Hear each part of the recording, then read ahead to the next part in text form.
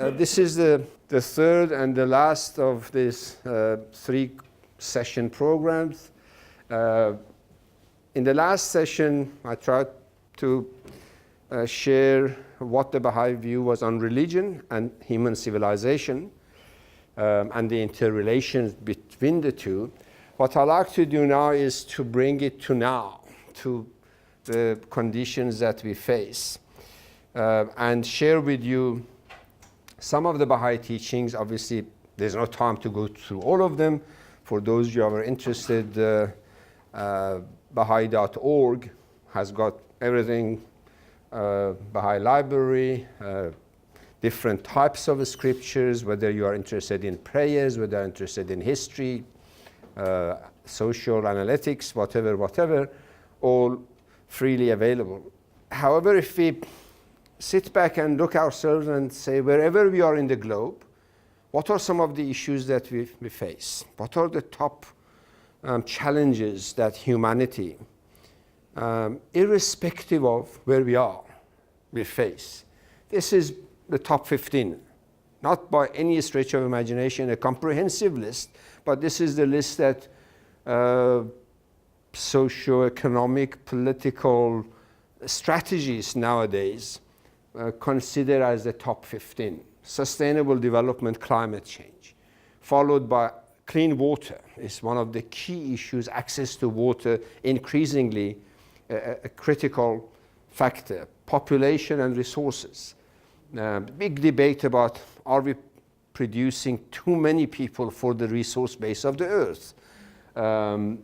Democratization, including what does democracy mean? Up to 20 years ago, 30 years ago, there was a very loose but sort of understandable, this is democracy, this is not democratic. And the notion was that those that are not democratic, they should learn from us because we've cracked it and they're still behind. Well, we now see that those who so-called cracked it, they have stuck with it. So the whole notion of the democracy has to be rethought. Long-term perspectives, politicians and the way our political systems across the globe have evolved, we always go for the so-called electoral cycle. If it's 5-year, 4-year, we want to do things which will be able to cut the ribbon and get the votes and say, I did it, or our party did it. Whereas a lot of our developmental requirements and projects require 30, 40-year planning, way above this president and the next and the next, and yet nobody seems to pay attention to it. Again, there's big literature on it, particularly in the United States. So you can read for yourself, but the whole point of it is, for the first time, if we go around this so-called wheel of challenges, ending with global ethics, which is now becoming more and more evident that in whatever society we live, ethics, the very definition of it, and the application of it, and the consequence of it is becoming on a daily basis more relevant for the welfare of human beings. So that's the type of challenges that for the first time as human beings we share. Before, if you were in Europe, you were okay. But if you were in Africa, you had problems. If you were in third world countries, you had these problems. But thank God, if you are a developed country, you're okay. Now, if you look at these challenges, it transcends boundaries. The rainforest, some people cut it. We in Southern Africa feel the consequences. So gone are the days that we could segregate ourselves as human species and apportion blame to some and get credit for the others and be safe in the comfort that we're okay. If you had a big army, you could protect yourself. So big armies, big tanks, intercontinental missiles were the means of security and safety and a good restful night. But what do you do when the enemy is within? What do you do when the missiles cannot go from one suburb to another, and the tanks and the bombs don't help the pollution of the oceans and the rivers and the air? and it doesn't matter whether you are developed or underdeveloped. So labels no longer assist. Territorial integrity and border security is becoming more and more farcical in terms of welfare of human beings, because dangers are within the community, and therefore army doesn't do much. And in many cases, it's becoming clear that the mindset of putting resources into big armies, big tanks and big ships is actually a false sense of security.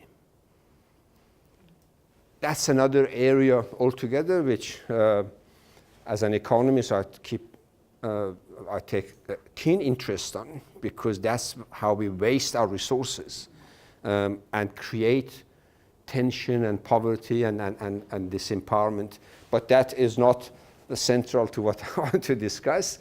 But I noted here to say that the mindset of nationalism,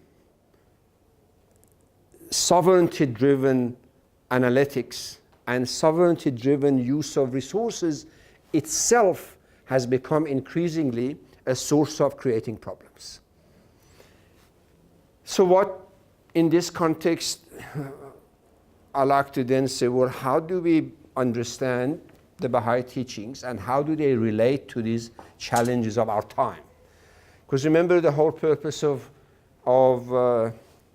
back to the first session, Baha'u'llah made it quite clear to the rulers of the time that religion has to relate to the conditions of human beings. It's about the welfare of human beings, not just individually, but also collectively.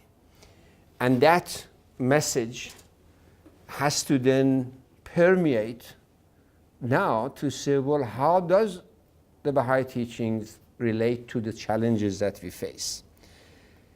And here, let me share with you this fairly brief, but to my understanding, a fairly crisp capturing of what I call it the problem statement and the systemic perspective.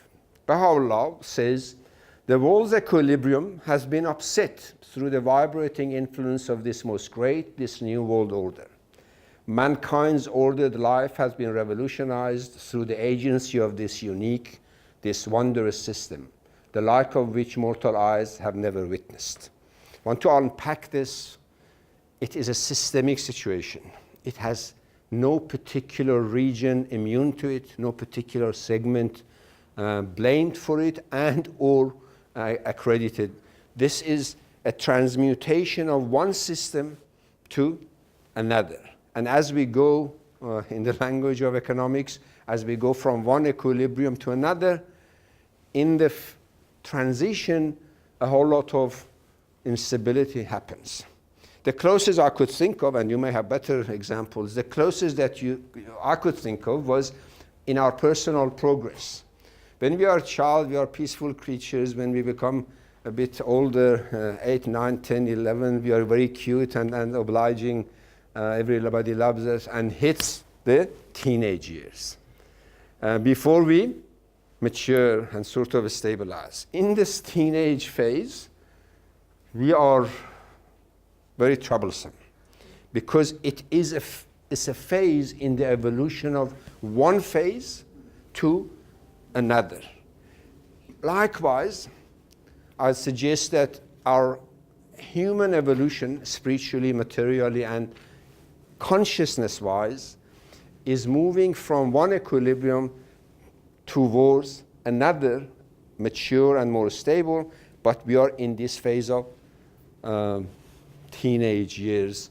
We think we are adult, we look big and strong, but we are in an internal turmoil of one sort or another. So Baha'u'llah says that this world equilibrium has been upset, and we are moving towards a new order, a new system.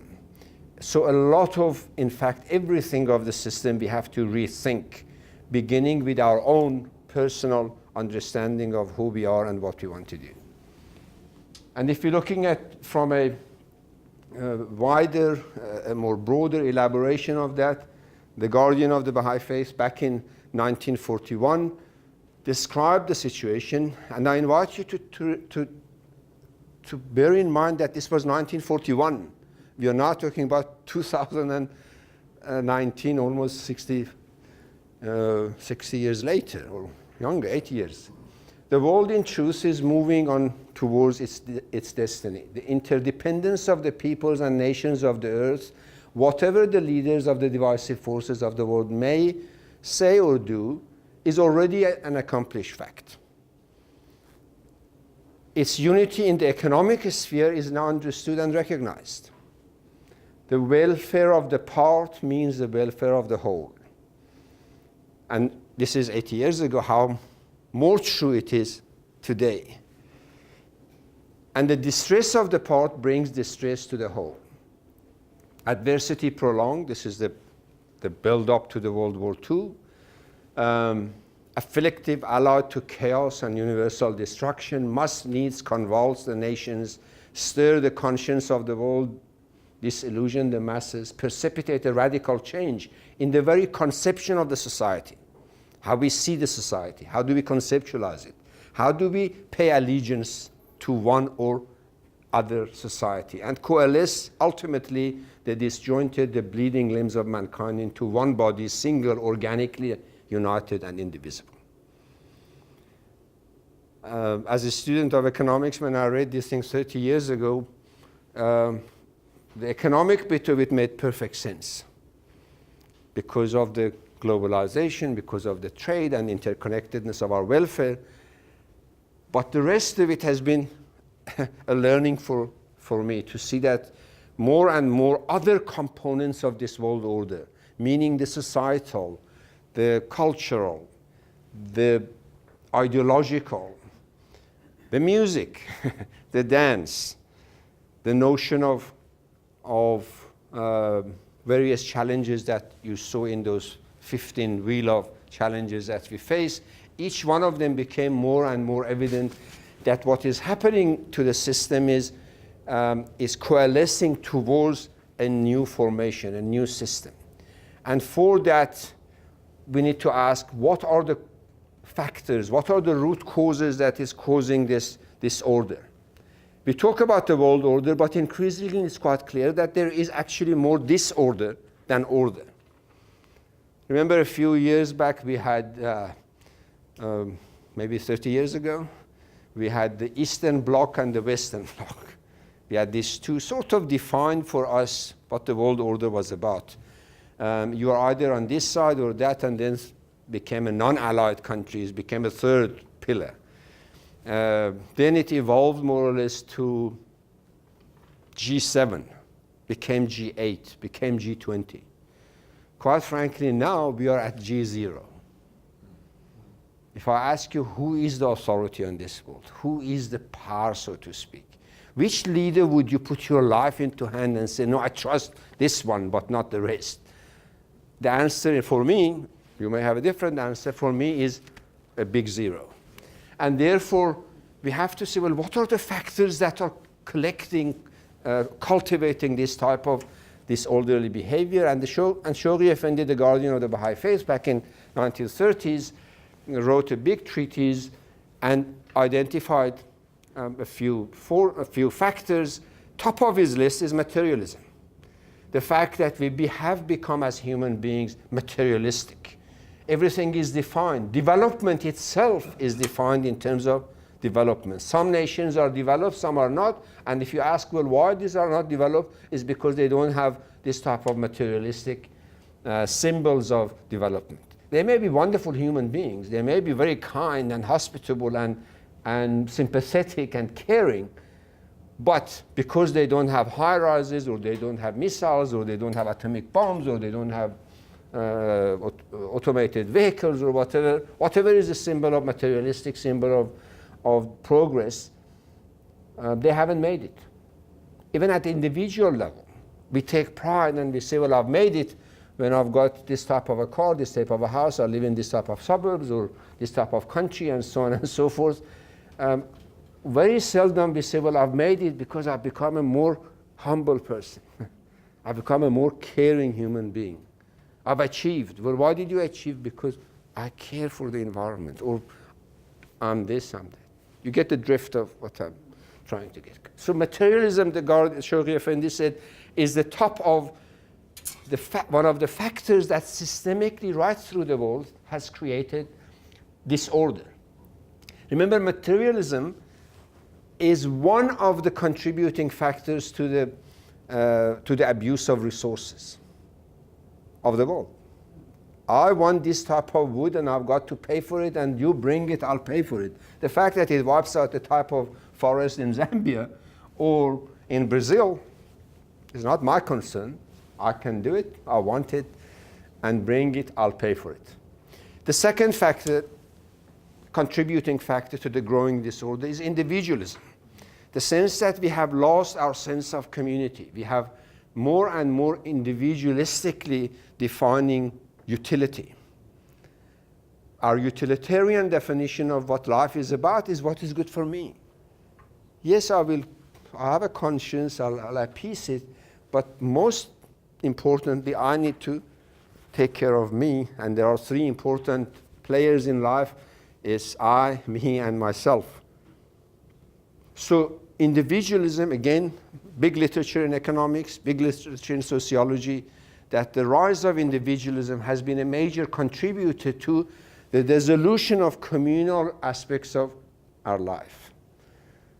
And that has obviously direct consequences for our welfare. It's ironic that the more we become individualistic, the more we define everything in terms of me and myself, the less secure we feel in our neighborhood, in our communities. The less we connect emotionally and spiritually and at times socially with others, despite the fact that as a species we are actually a group species. We don't survive individually. And I think archaeologists and anthropologists, more than any other group, they have documented that human beings are the only species that on their own they cannot survive, whereas other creatures do. The third is nationalism. Shoghi Effendi defines nationalism as the third contributor to the corrosion of the social cohesion amongst communities of human beings. And the fourth one is prejudice. And prejudice is everywhere. Everywhere, even now, with all our advancements, if we sit on one of my favorite intellectual exercises is, if we sit on one of these spaceships and sort of rise above the earth, we will be amazed to see that the 7 billion people who run around, what type of prejudices they have.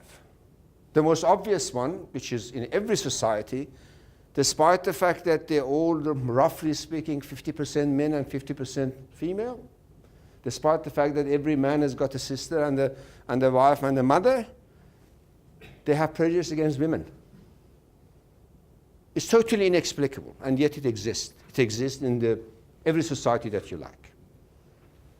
And as we sit here, more than half of the estimated 7 billion, they don't even want to discuss it. Never mind do something about it. And it's bizarre, isn't it? And yet they are so intelligent, they're so developed, they've got these gadgets that shows everything virtual, and they talk everything, and yet right in their household, I see my mother and my sister as inferior to myself. And in some, more than half of the population of the earth, if you look at it from the spaceship figuratively down, the women also accept it. Boggles the mind. But that's one prejudice. Prejudice against children. Prejudice against the youth. And then as we go up this sort of figurative spaceship, there's a line here that somebody put, prejudice against those who are this side of the line and that side of the line. And so it goes. So prejudice has permeated the entire body politics of these 7 billion people that we watch them inhabiting this earth. So Shoghi Effendi says prejudice is one of the systemic contributor to the creation of disorder. And of course, racial ones, tribal ones, and it goes, I don't have to waste time on that. But it is so important to take note that all of us, and I included in that all of us, myself first and foremost, we have been socialized to have prejudice. And we need to think again, we need to re-examine our own intellectual, emotional, because that's what our welfare is about, and this is where our collective welfare comes into it. But if you look at it, the Guardian, Shoghi Effendi said, it's not all negative news.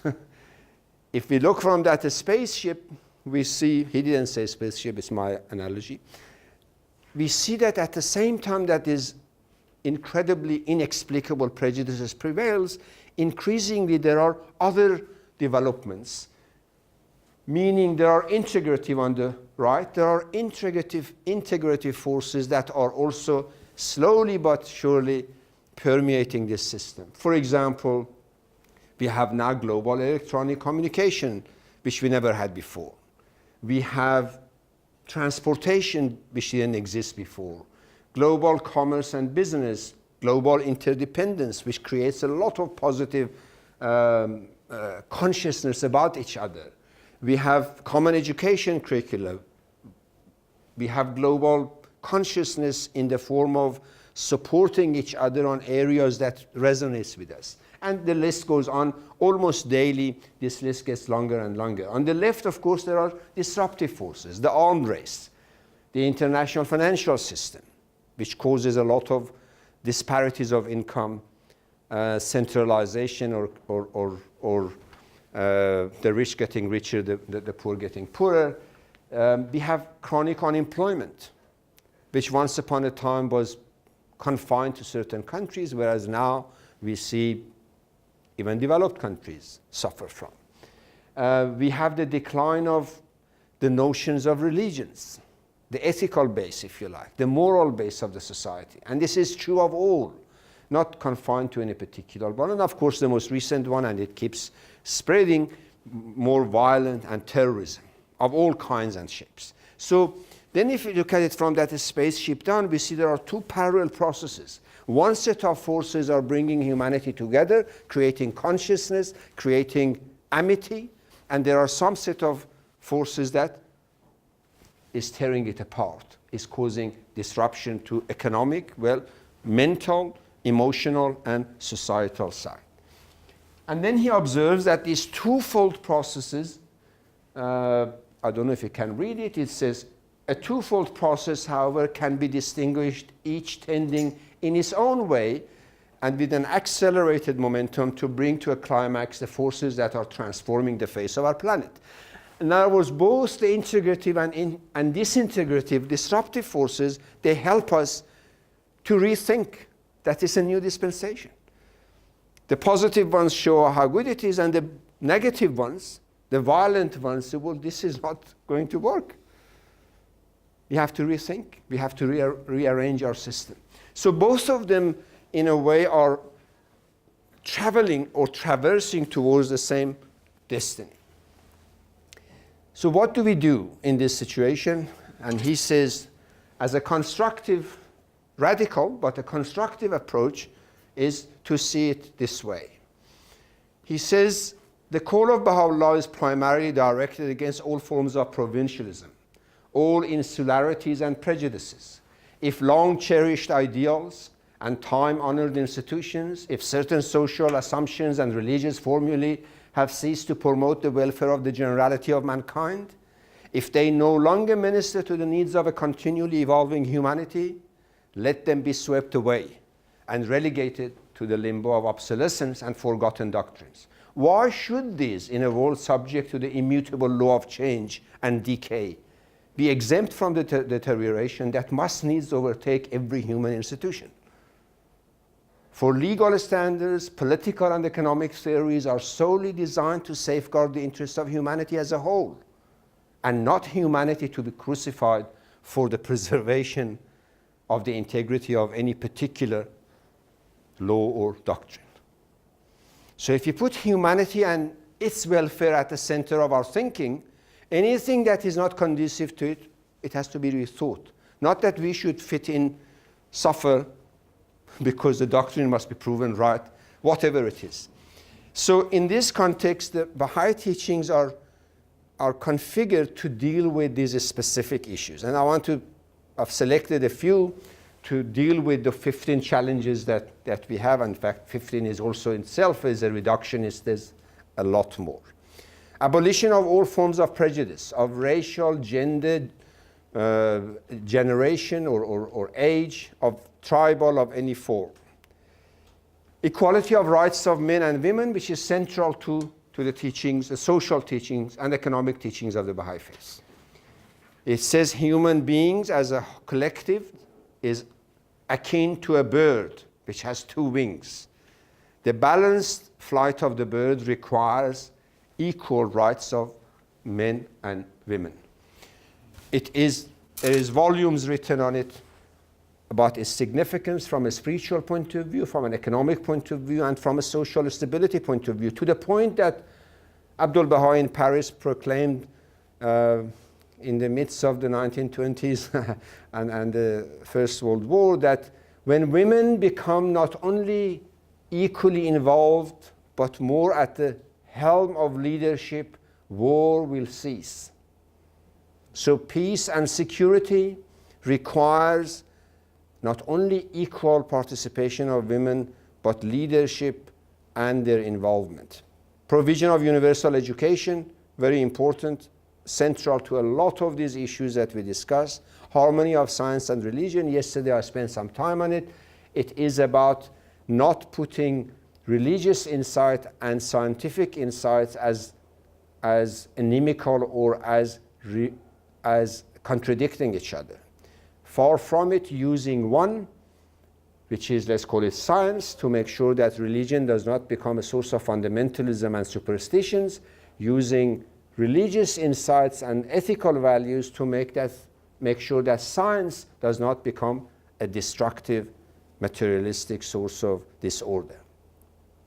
The abolition of extremes of wealth and poverty, again, a great deal of writings in the writings of the prophets about the economic order and guiding principles of creating an economic system that is community-centric, people-centric, as opposed to materialistic and conducive to accumulation without any purpose. The introduction of an international auxiliary language as an important element of integrative agent, that so people can talk to each other, they can understand each other. It does not mean that they must destroy their own culture and their own language and their own poetry and their insight, but there got to be another language that all of us can learn and so-called universally talk to each other. The establishment of a global governance system is another chapter which is relevant for a great deal of those challenges that was in that wheel. A lot of those 15 issues, beginning with the top one, which is environment, is because environmental management transcends national boundaries. Therefore, you need to have a binding, respected, legitimate global governance to be able to deal with issues of transnational nature. These are just my 7 that relates to those issues. But if you unpack all Baha'i teachings to the best of my study of it over the past 40 years, all of it revolves around rethinking the system in order to deal with the issues that prevail in our current situation. So since 1921, when Shoghi Effendi, as the guardian of the Baha'i faith, took charge of the global organization and administration, the international Baha'i community has systematically tried to come up with programs of engagement about this new world order, mindful of the fact that the world order is self-decaying in any case. You don't have to help it. It has got into a disequilibrium phase that it will self-destroy in various components of it. And we have seen it. The Guardian wrote in 1941. Now, 80 years later almost, we see that it has gone much, much further. And in 10 years' time, it will go even further in the areas that, for example, disparities of income, social disintegration, all the other issues that was on that wheel of challenges. So the Baha'i system, the world Baha'i community is saying, well, the other system is falling apart. We need to create a different mindset, a different group of people who are committed to dealing with this, the emergence or the establishment of this new world. So the activism of the Baha'i community globally are directed broadly at two levels. There are a lot of programs, a lot of engagements. One, which is systemically right across the globe, in every nation, everywhere that the Baha'is exist. One is to awaken and strengthen the individuals as who am I, what's my role, what should I do, what should I believe, how should I be comfortable as a human being, intellectually, spiritually, and socially. The second one is more putting those teachings that I just shared with you, mindful of the disorder that is prevailing around us, is to accelerate the pace of community and social change through peaceful participation and the infusion of a culture of service leadership. The Baha'is are encouraged from teenage or youth, more specifically, to think of how they can, in their individual ways, serve human beings. If it's in their communities or go somewhere else or go to wherever they prefer, to go and serve. From the young age, build themselves into the mode of service to the community. And community is not just about human beings, it's also the environment. It's also about the collective definition of community. Life on the planet, if you prefer. And of course, the Baha'is are not, to the best of my understanding, and I've been in it for 46 years, they are not naive that this is not going to be a quick event. It's a complex process. It's a complex systemic change that you need to be prepared and be very alert to the fact that this process has many, many self-interested, well-entrenched institutions that are not going to give up their welfare and what they've done very quickly just because intellectually you say it's bad for the environment. They're not going to change their habits. But we need to live differently, we need to serve humanity, and we need to put together a case, a community that transcends those. For example, there are about 8 million Baha'is around the globe. I can tell you that if one group goes to another, if I end up today in Mexico,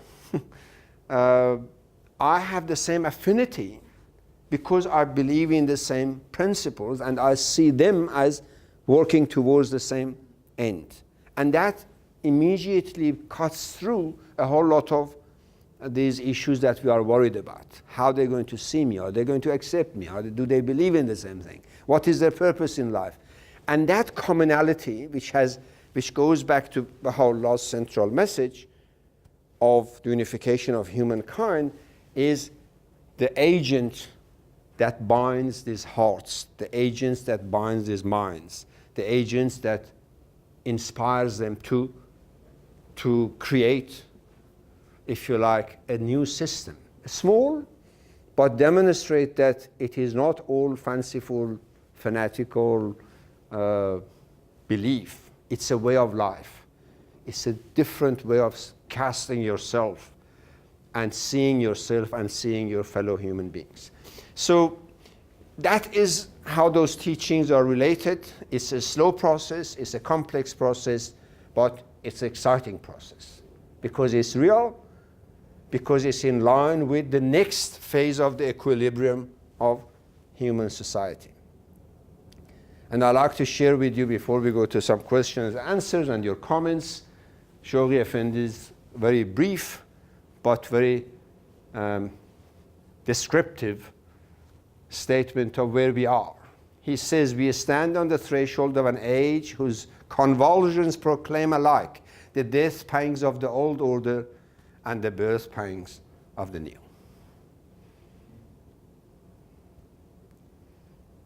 It is painful to give up what you've been brought up with, because you were told this is how life is, and this is what success is, and this is who we are, and this is what your pride is should be. If you're a man, you're a man like this. If you're a woman, you're like this. If you're a British like this, and you're an American like this. And then you got to sit back and say, it doesn't work, I have to rethink it.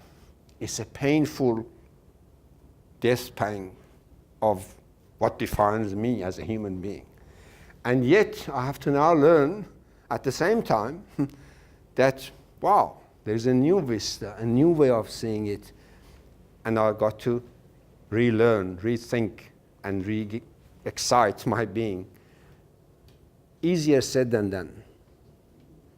And yet, Shoghi Effendi says it's inevitable from a systemic point of view if you want to make religion relevant to the welfare of human beings. So that's how I like to stop here and get your comments and any questions, any views that you may have. Ladies first, in the back. Do the Baha'i communicate with other communities who are also trying to do positive things and change ethics, etc.? Other meaning other communities who are not Baha'is? Or other? Yes, absolutely. Baha'is do not see lines of I'm a Baha'i and you're not. Officially trying to work together. Absolutely. They're encouraged to go out of their way to find like-minded human beings without prejudice, without judgment, to work towards what is conducive to collective welfare. Absolutely. It's part of the belief system that by virtue of saying I'm a Baha'i, you're not better than anybody else. You're not superior to anybody else. All that it means that you have the belief in your heart that this is what we should do. Well, it's a belief, it's a philosophy, but it's a divine philosophy. It's got a divine source. So it's more than an idea that sounds good. It's a systemic birth pang of a new order. So yes, the answer is very much so. More than willing, they are pretty much almost obliged to identify wherever they live, whether in a small village or whether they're in the biggest town, developed or underdeveloped. All those definitions for the Baha'i community don't mean anything. But there are people that means a lot. Here's a group of people, what can I learn from them? And how can I work with them? And I can tell you from my personal experience when I came to South Africa exactly 40 years ago, top of my head was, this is a new group of people, I know nothing about them. They've got a lot to teach me. And 40 years later, it's become more and more so. That when 30 years ago I said, well, I've learned everything that I could, over the past 10 years I realized that I haven't even scratched the surface. So yes, religious affiliation is a personal issue. Social collective endeavor is a communal issue. And the Baha'is in a communal matter, they are encouraged to work with others actively, genuinely, without judgment. Yes, sir. Two questions. Yeah. One, is there an active attempt by people of the Baha'i faith to expand? You're doing it in the context of a university talk, but is there an obligation on every Baha'i member of the Baha'i faith to try and recruit, convince people that there is a philosophy of another philosophy of life. And secondly, do the Baha'i have any communal worship or get together, or how does it actually operate as a community?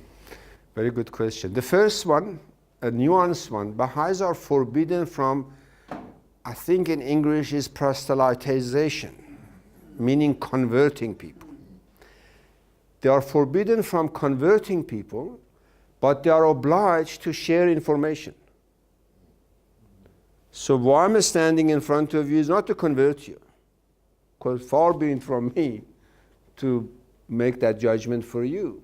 But I'm obliged to inform you, to share every opportunity that I get to share information. You may hear it and say it's a whole lot of nonsense. It's your choice, I love you still. Or you might say, wow, this is exciting, let me go and have a look at it. I still love you. Because it's not my job to judge whether you are wrong or whether you are condemned, whether you are better or worse, none of that. So there's a fine line between these two. I hope that answered your first question. So Baha'is do everything that within their power to share what they believe, but stop judging. Number two, yes, there is a great deal of community activities. Wherever there are Baha'is, they have prayer meetings, they have community meetings for the affairs of the community every 19 days, and it is a worldwide system.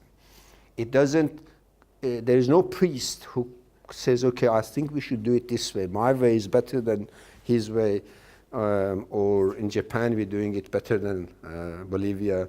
No, that system is uniform. There's an administrative order from 1921 that Shoghi Effendi put in place globally, and it's under the guidance of local spiritual assembly, as I tried to explain at the local level, then national spiritual assembly at every nation, and the Universal House of Justice at the global level. So there are regular community meetings to make sure that the community members are taken care of. If there are people who are unable, for example, to put their kids to school, then the local spiritual assembly's job it is to, in a confidential way, in a respectful and dignified way, to say, this family is unable to do, what do we do to put the kids to school?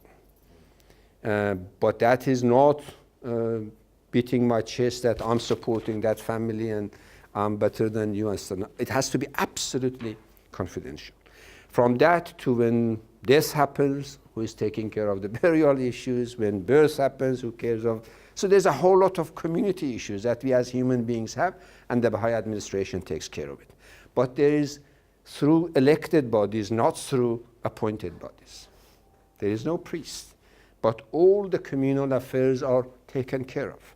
At the national level, there are issues of national nature, which may pertain to either inter-community issues. For example, a community may need some or other kind of help that another community can offer resources, financially or human-wise, or otherwise. Or it could be a national policy issues.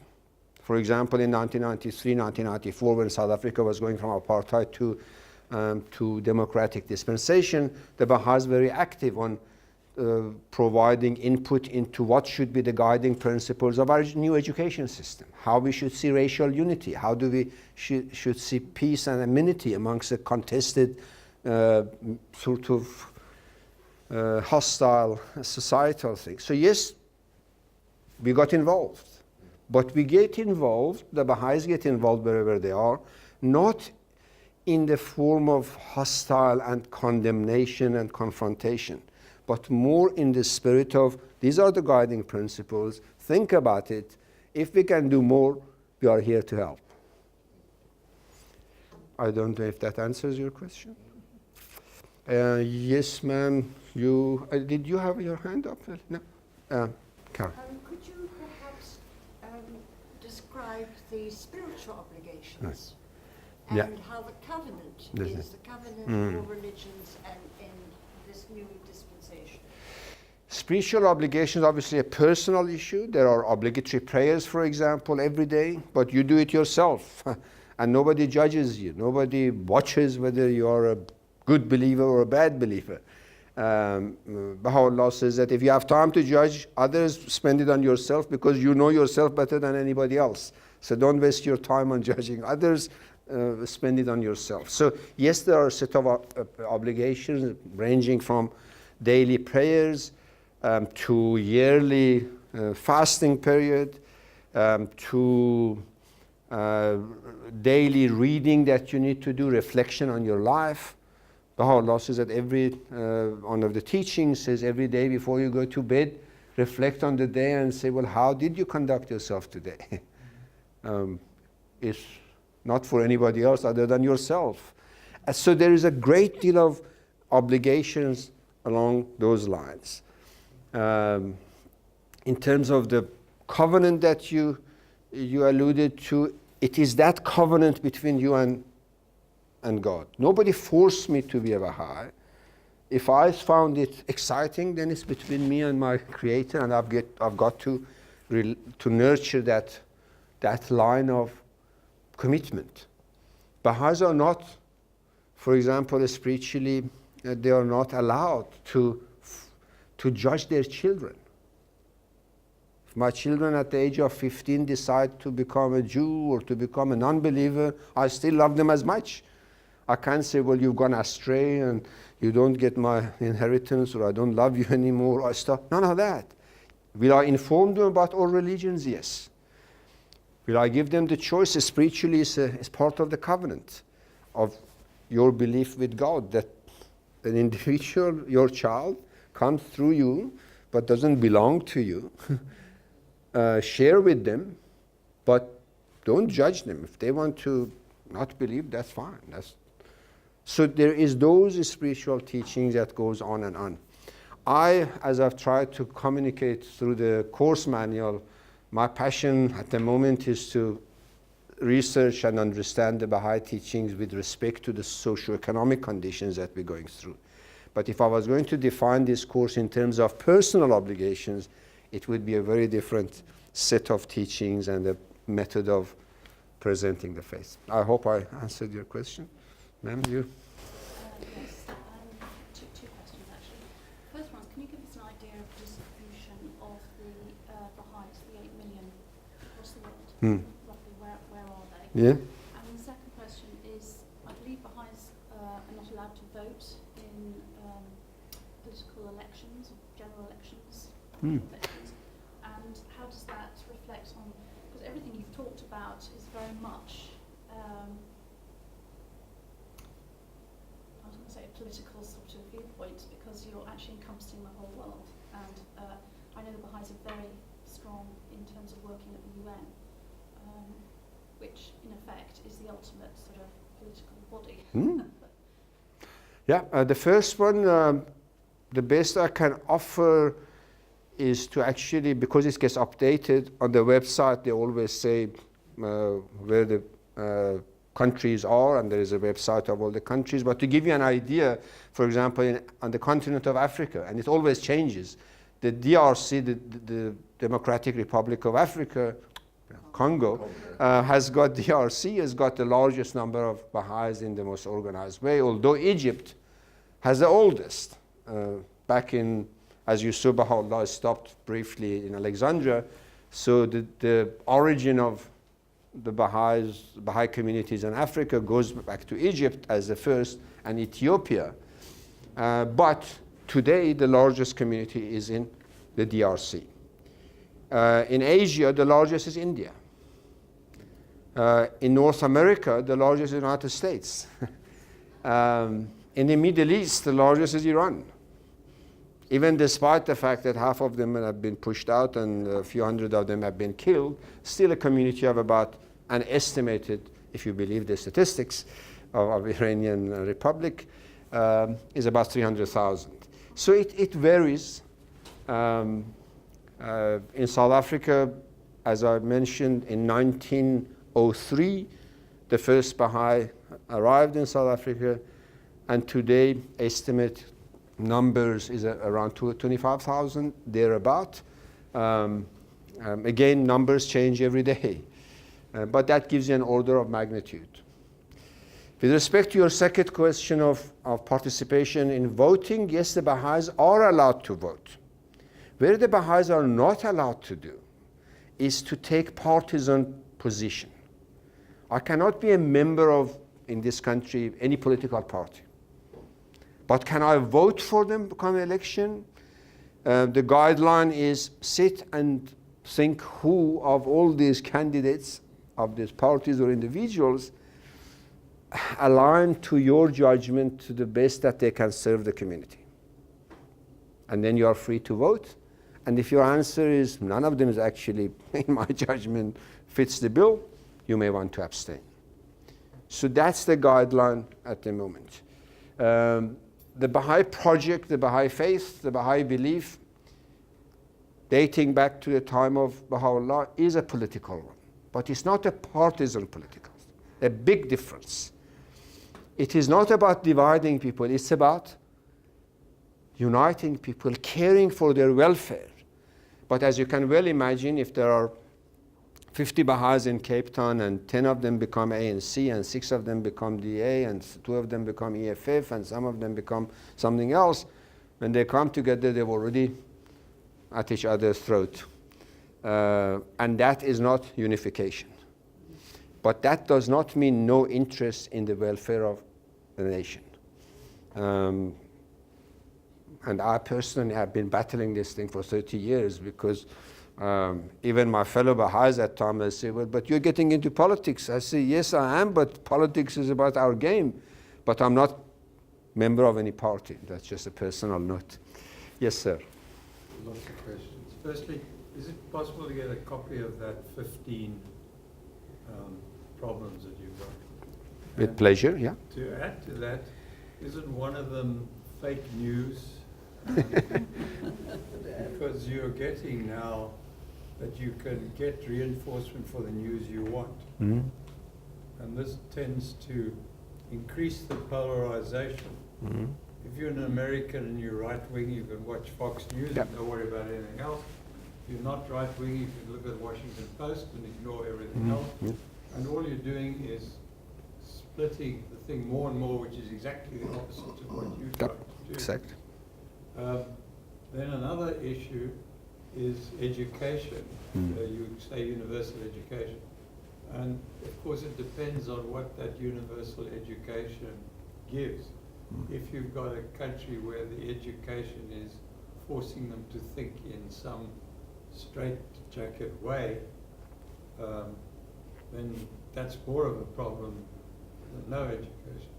And finally, your move against materialism, I think, well, you're the economist, you have to do that a bit gradually. If everybody stopped buying fridges and stuff, you'd have more unemployment and more problems. Yeah, very good. Just the first question, yes, that slide and any other slides available. Just give me your details. I'll email them to you. On the second issue of fake news, that list is not comprehensive. In 3 years' time, it will change.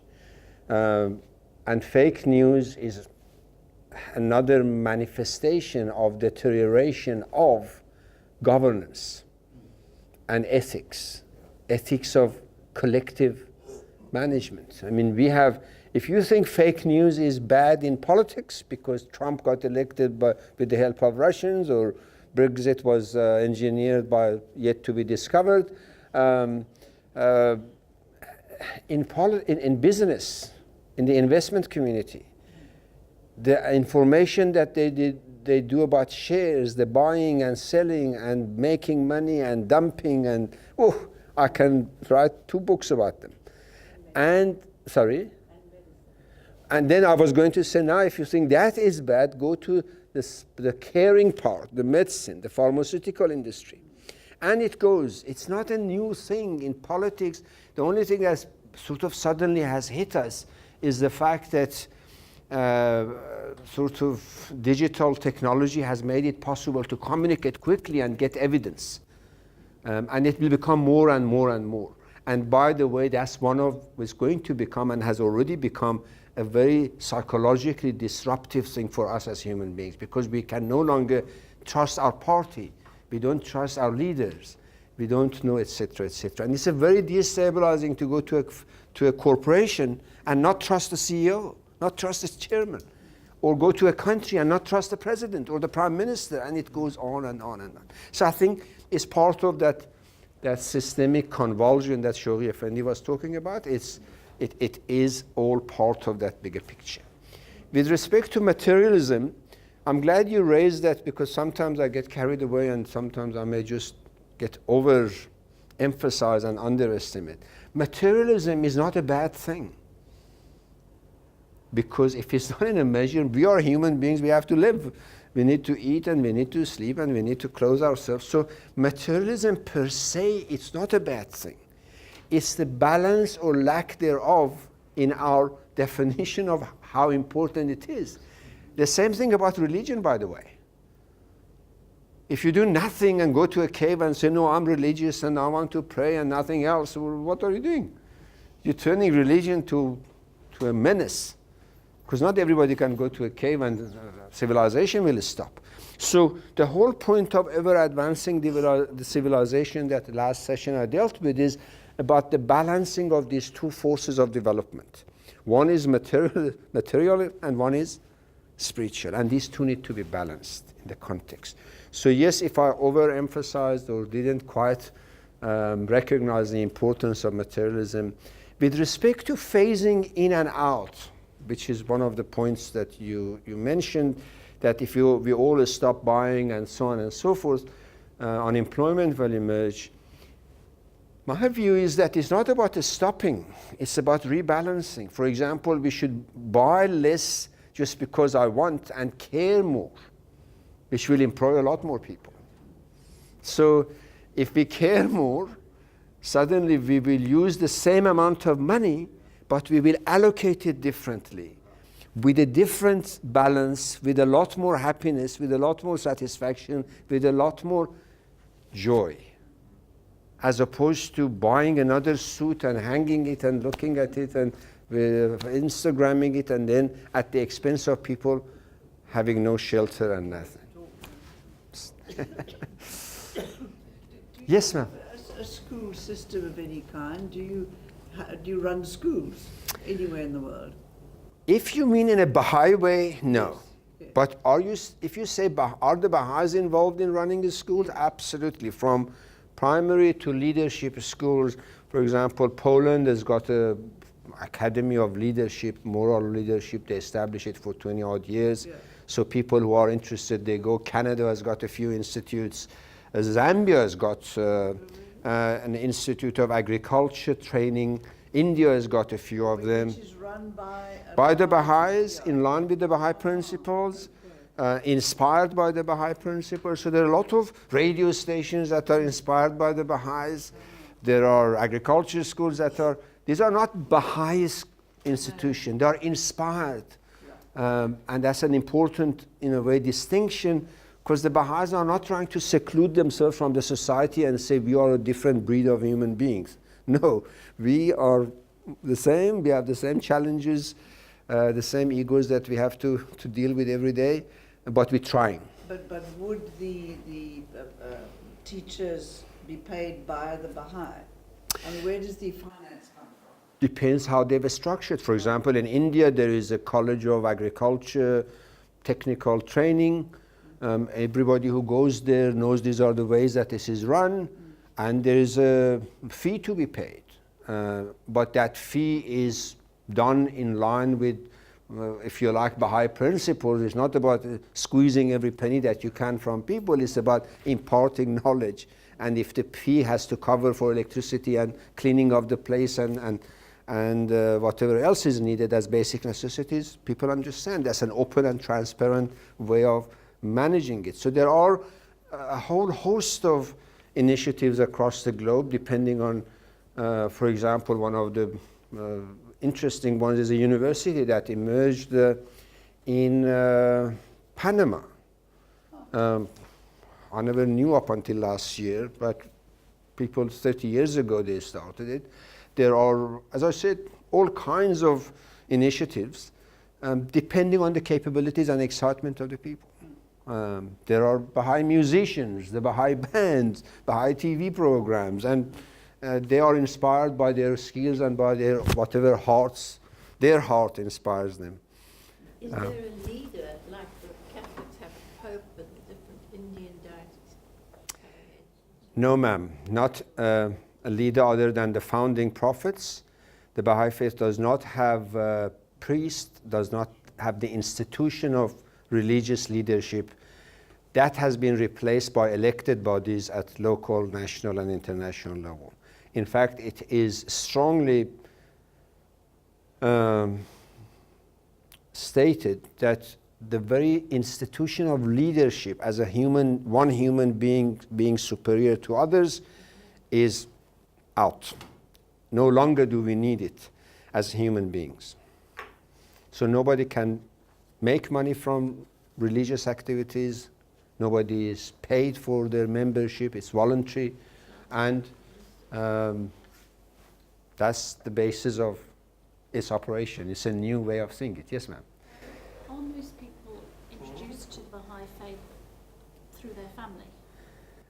I missed the first part? Are most people introduced to the Baha'i faith through their family? I know that it's very strong within families. As we sit here, I would submit that of 8 million people, the majority not.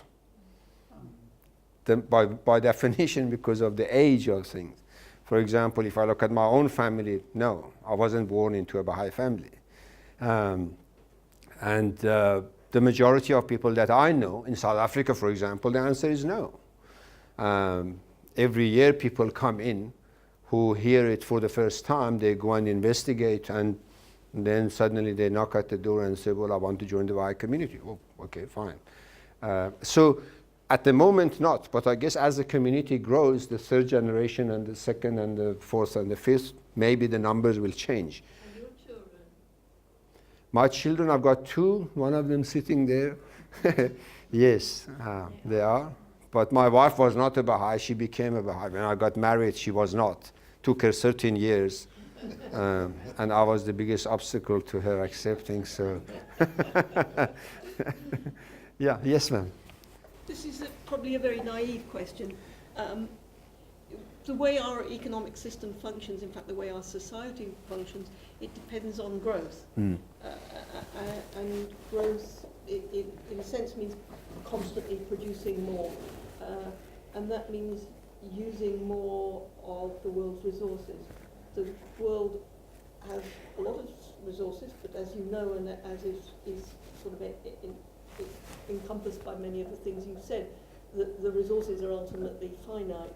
And how does the Baha'i faith deal with this fact that in the very long term, we cannot survive by just going on producing more and producing more, whether we decelerate it, which is the kind of thing that you've been suggesting. Yeah. But ultimately, we have to find some other way of dealing with, I don't know whether you call it economics, dealing with life, dealing with the way we organize ourselves. It could be a course on its own. And Shoghi Effendi writes about the divine economy as opposed to the economy that we experience now. And in the divine economy, he explains, our attitude towards being changes, meaning what our consumption requirements are, what our priorities are, what our creativities go towards.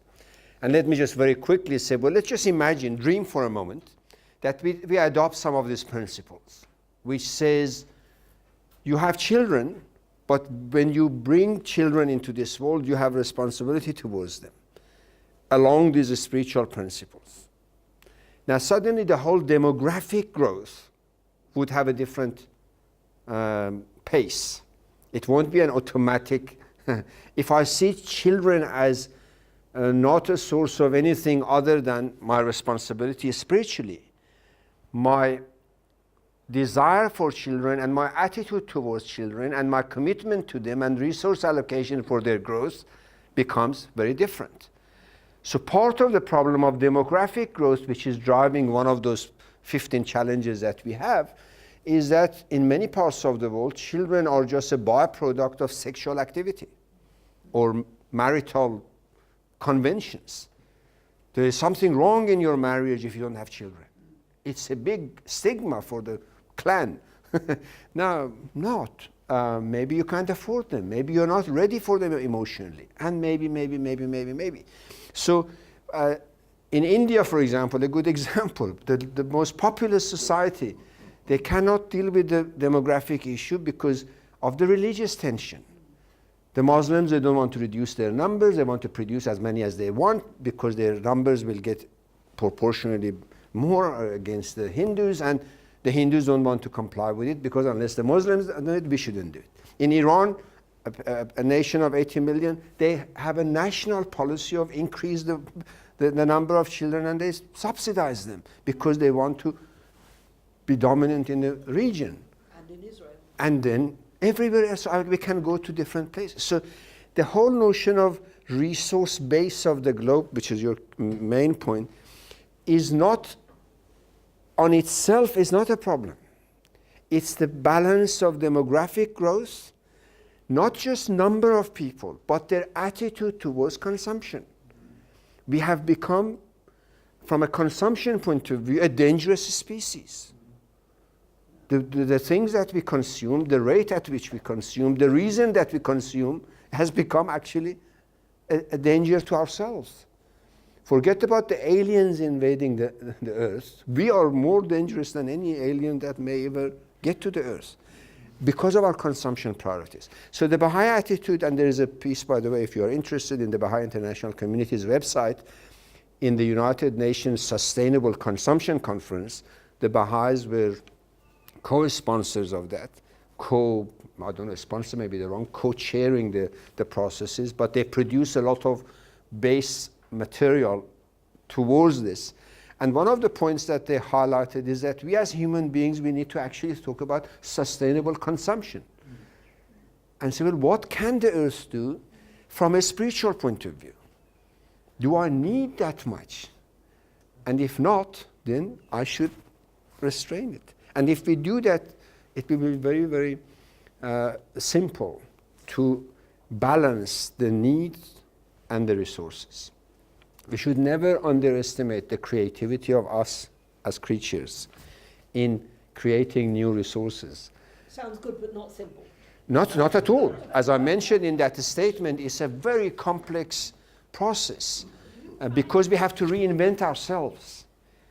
You see, if somebody came to me and said, your beliefs are nonsense and you must go and reorganize yourself and so on, I'll put up my, right? That's our human thing. Shoghi Effendi says, just go and rethink it because it is not sustainable. And why should we keep going, sticking to something which we know is destructive? So that's really the invitation to, without any judgment of anything, to rethink our existence, our values, and the Baha'i faith offers a set of principles, a way of seeing ourselves, but each one of us must decide for ourselves. How is it financed? Sorry? How is it financed? Wonderful questions. Through the contribution, voluntary contributions of the members and members only. The Baha'i community is not permitted to accept money from those who are not Baha'is. So everything, money is part of the spiritual life. And money is not separate from my belief system. And money that I earn is like my energy, is whatever, if I have intellect, my intellect, whatever capability I have is a resource. So the Baha'is contribute voluntarily. There is no compulsive. And where do you contribute to?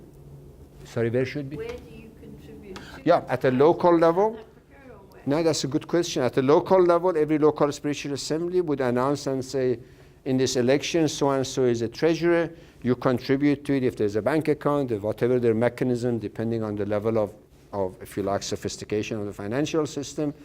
And then the local spiritual assembly announces, we received so much donations.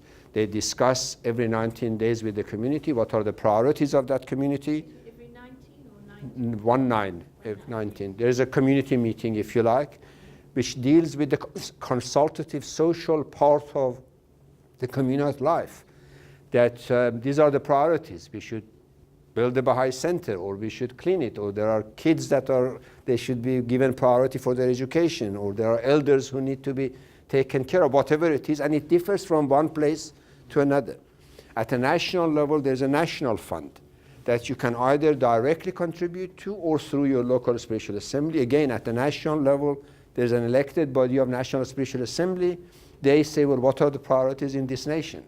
Or there is a community that they have this need, or there is an area that's got that need.